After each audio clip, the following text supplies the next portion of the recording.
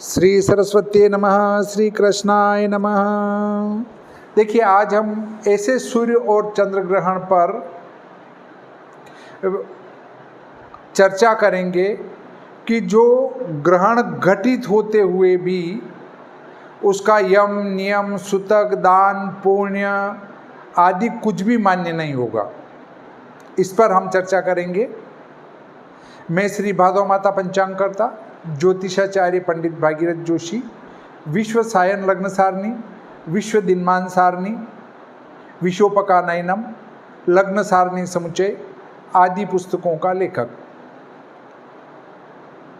मैं यदि पुस्तक का अध्ययन करने के बाद, ग्रंथों का अध्ययन करने के बाद यदि बोलता हूँ तो कुछ व्यक्ति ये कहते हैं कि प्रमाण क्या है, जो आप कह रहे हैं उसका प्रमाण क्या है। और जब पुस्तक सामने लेकर प्रमाण सहित उसको पढ़ के बताता हूँ तो लोग ये कहते हैं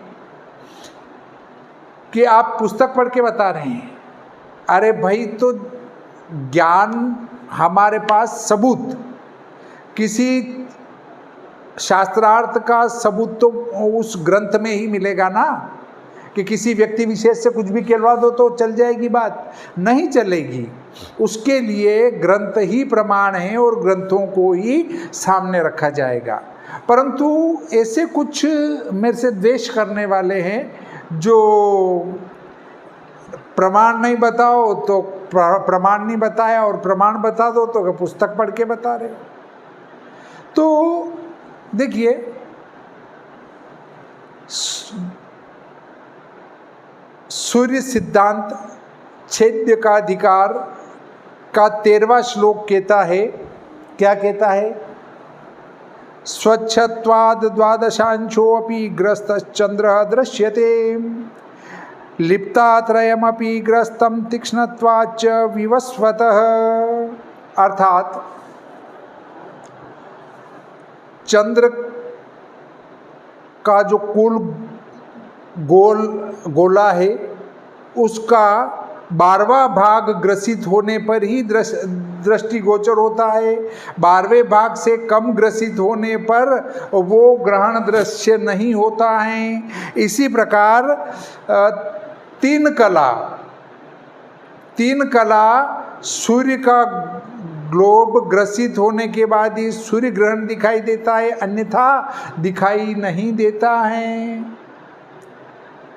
अब सिद्धांत शिरोमणि के चंद्र ग्रहणाधिकार का 37वां श्लोक क्या कहता है? इंदोर्भाग षोडश खंडितोऽपि तेज पुंज छन्न भावान्न लक्ष्य तेजस्तेक्ष्ण्यात तीक्ष्ण गोर्द्वादशांशो नादेश्यो अतो अल्पो ग्रहो बुद्धि मद्भिः।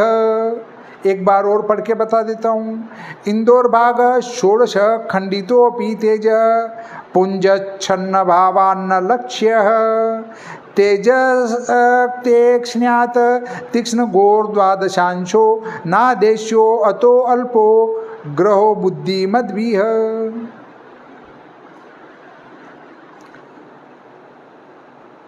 अर्थात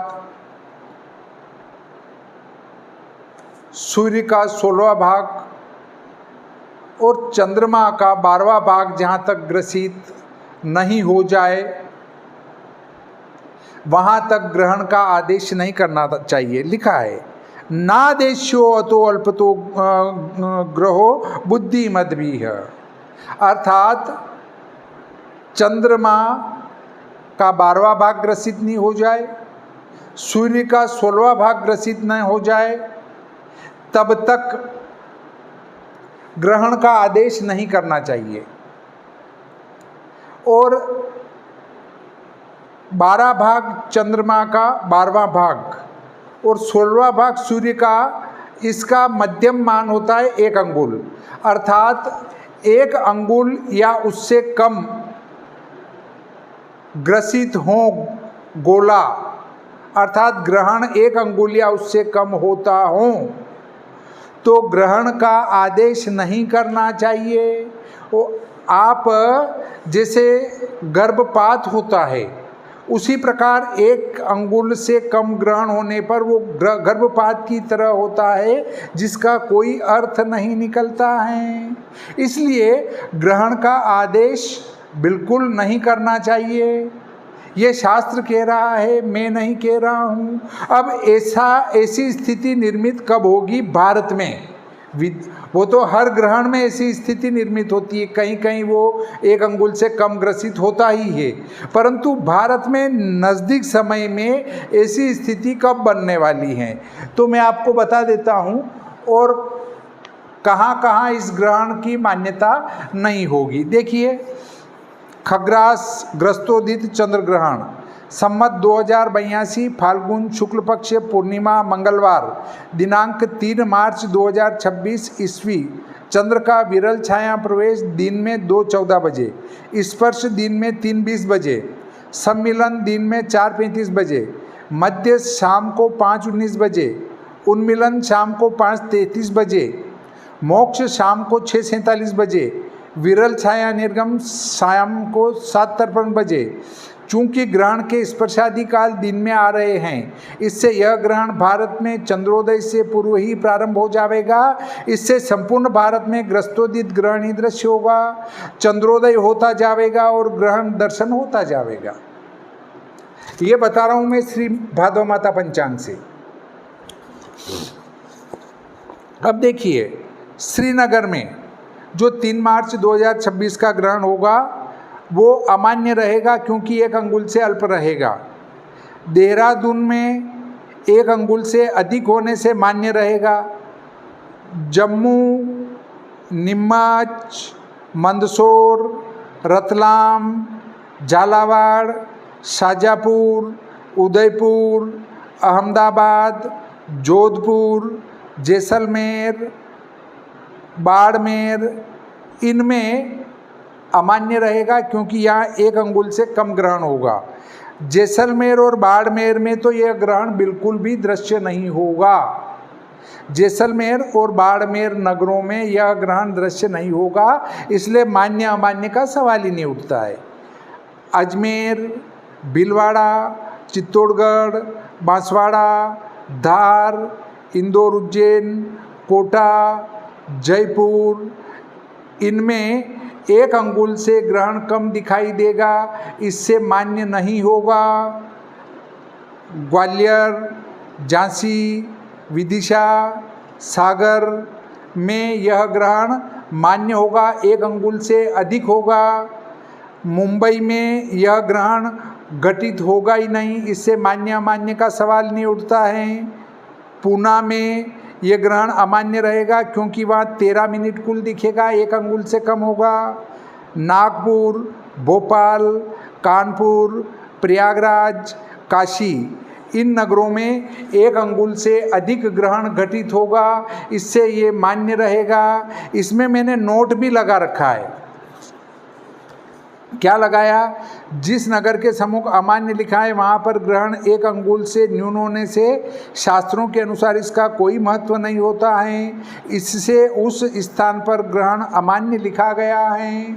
ये ग्रहण 1 अंगुल से यदि आपके स्थान पर कम ग्रहण हो रहा है, ग्रसित कम हो रहा है सूर्य या चंद्र का गोला, तो उस ग्रहण का आदेश नहीं करना चाहिए। ये सूर्य सिद्धांत और आपका सिद्धांत शिरोमणि का कथन है या उनका आदेश है। अब धर्म सिंधु, निर्णय सिंधु में ये बात नहीं मिलेगी। आद्य जो हमारे ग्रंथ हैं, सूर्य सिद्धांत और सिद्धांत शिरोमणि, इनमें लिखी बातों लिखे गए आदेश का पालन हमें करना पड़ेगा। अब आप कहेंगे कि गणित आप सूर्य सिद्धांत की क्यों नहीं मानते? फलित कभी बदलता नहीं है, फलित जो लिखा गया वो यथावत रहता है, परंतु ग्रहों की अत्यंत सूक्ष्म गतियां होती हैं, वे गणना में नहीं आने से लंबे अंतराल के बाद उनका मान बड़ा हो जाता है और समय के अनुसार ये ग्रह अपने अंदर बीज संस्कार की आवश्यकता को महसूस करते हैं। इसलिए समय समय पर ग्रह की गतियों में, ग्रहों के क्षेपक में, ग्रहों के भगण में बीज संस्कार करते रहना चाहिए। वही दृश्य गणित है। बाकी दृश्य गणित कोई अलग से विशेष साज सज्जा के साथ प्रस्तुत नहीं किया जाता है। वही इसका मेन आधार सूर्य सिद्धांति है। सबसे पहले पंचांग निर्माण की गणित सूर्य सिद्धांत में पाई जाती हैं और उससे जब आगे बढ़ते गए तो लोगों ने प्रत्यक्ष ग्रहों को देखकर उनमें बीज संस्कार कर करके नए गणित का प्रतिपादन किया। वस्तुतः वो नया गणित नहीं है वही प्राचीन हमारा सूर्य सिद्धांत का गणित है। हमें सूर्य सिद्धांत का अध्ययन तो अवश्य कर ही लेना चाहिए, चाहे दृश्य गणित को क्यों न अपनावें। तो इस प्रकार आज का ये प्रकरण यहीं समाप्त होता है। श्री सरस्वती नमः। श्री कृष्णाय नमः।